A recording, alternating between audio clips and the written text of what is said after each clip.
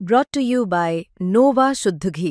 जब जब खाए दिल खुश हो जाए, सदियों का नोवा शुद्ध देसी घी, सपना स्वस्थ भारत का।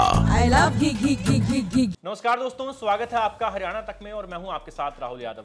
दरअसल आज सुबह से हरियाणा के अलग अलग व्हाट्सएप ग्रुप्स देख लीजिए या फिर कुछ सोशल मीडिया के पेजेस हैं जहां पर पूर्व मुख्यमंत्री और वर्तमान में केंद्रीय मंत्री मनोहर लाल खट्टर का एक बयान बड़ा वायरल है।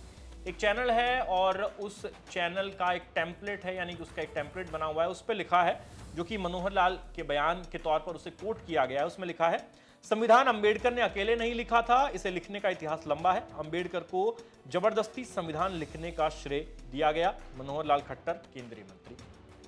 अब ये स्क्रीनशॉट हर जगह वायरल है और इस पर चर्चा हो रही है कि आखिर केंद्रीय मंत्री मनोहर लाल खट्टर को इस तरह का बयान देने की क्या जरूरत पड़ गई, क्या उन्होंने वाकई इस तरह का बयान दिया है?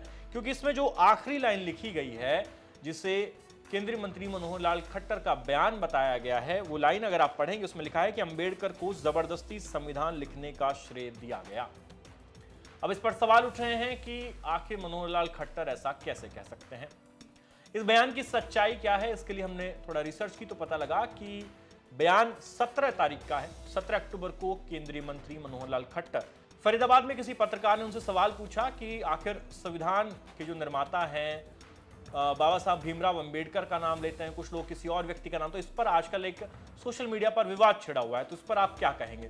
तो इस सवाल के जवाब में बोलते हुए मनोहर लाल खट्टर ने इस पूरे मामले पर अपनी राय दी थी और वहां उन्होंने कहा था कि देखिए, संविधान सभा में बहुत सारे लोग थे, किसी एक व्यक्ति ने संविधान नहीं लिखा, लेकिन मुख्य तौर पर क्योंकि उस संविधान सभा के जो चेयरमैन हैं वो बाबा साहब भीमराव अंबेडकर थे, तो उन्होंने कहा कि देखिए, जब लड़ाई होती है, सेना जीतती है, तो सेनापति का ज्यादा जिक्र होता है, उन्हें ज्यादा याद किया जाता है। सरकार भी जब बनती है तो सरकार से ज्यादा प्रधानमंत्री का नाम होता है, प्रधानमंत्री को याद किया जाता है। तो उन्होंने कहा कि इसी तरह संविधान सभा भी थी, वहां पर बहुत सारे लोग थे, लेकिन बाबा साहब उस संविधान सभा के एक तरीके से अध्यक्ष थे, तो इस नाते से उनको श्रेय दिया जाता है। यानी कहीं भी उन्होंने अपने बयान में ये नहीं कहा कि जबरदस्ती श्रेय दिया गया भीमराव अंबेडकर को, जो कि इस टेम्पलेट के जरिए वायरल हो रहा है आज पूरे प्रदेश में, जहां पर ये टेम्पलेट हर व्हाट्सएप ग्रुप और सोशल मीडिया जो पेजेस हैं उस पर काफ़ी तेजी से फैल रहा है, लेकिन इसमें सच्चाई नहीं है, ये फैक्चुअल तौर पर इनकरेक्ट है।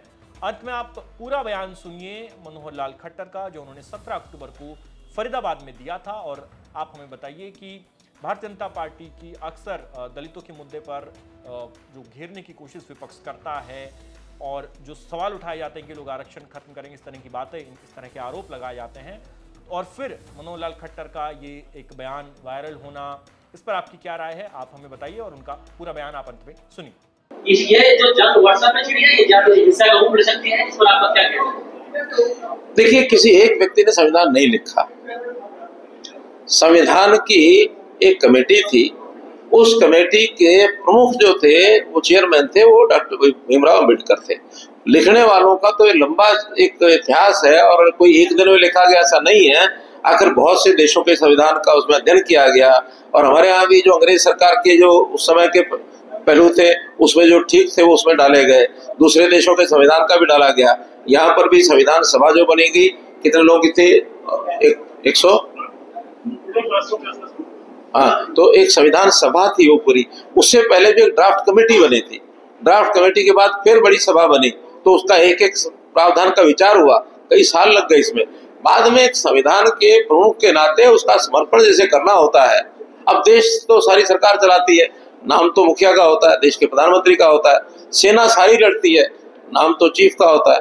तो ऐसे पूरी जो टीम होती है उसमें नाम डॉक्टर भीमराव अंबेडकर का जरूर है, और उसके अंदर उनको श्रेय दिया जाता है कि उन्होंने इसको देश को समर्पित किया।